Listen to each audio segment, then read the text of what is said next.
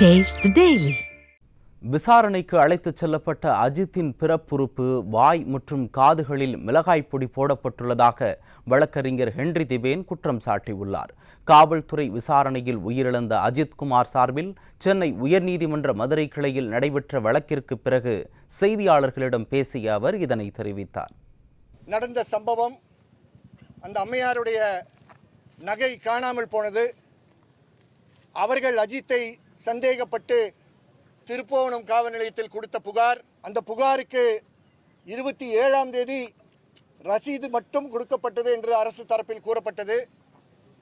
28ஆம் தேதி காலை 10:30 மணிக்கு தான் நகை காணாமல் போனது சம்பந்தமாக முதல் தகவல் அறிக்கை பதிவு செய்யப்பட்டது என்று அரசு தரப்பில் மூத்த வழக்கறிஞர் அடிஷனல் அட்வொகேட் ஜெனரல் மதிப்புக்குரிய திரு அத்வில் கான் அவர்கள் கூறினார்.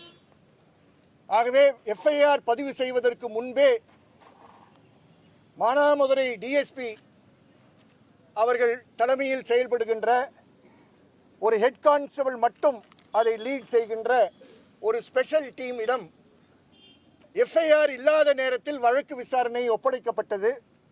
அந்த ஸ்பெஷல் டீம் அஜித்தையும் பின்னர் இரவில் அருணையும் மற்றவர்களையும் அவருடைய தம்பி நவீனையும் காவலில் இரவு முழுவதும் 27ஆம் தேதி இரவும் 28ஆம் தேதி காலை விடியங்காலை நாள் முழுவதும் திருப்புவனத்தை சுற்றி இருக்கக்கூடிய ஒரு 4 பகுதிகளுக்கு கூட்டிச் சென்று மிக கொடூரமான சித்திரவதை நடத்தினார்கள் என்பதை நீதிபதி கேட்டு ஆவேசப்பட்டு வருத்தப்பட்டு தன்னுடைய ஆணையில் குறிப்பிட்டிருக்கிறார்.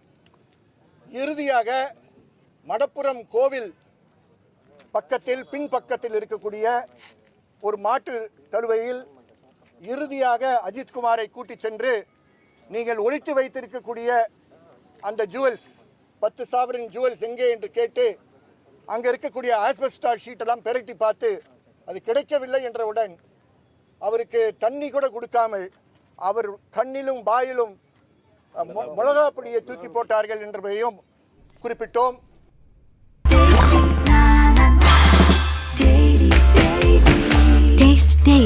Taste the Daily.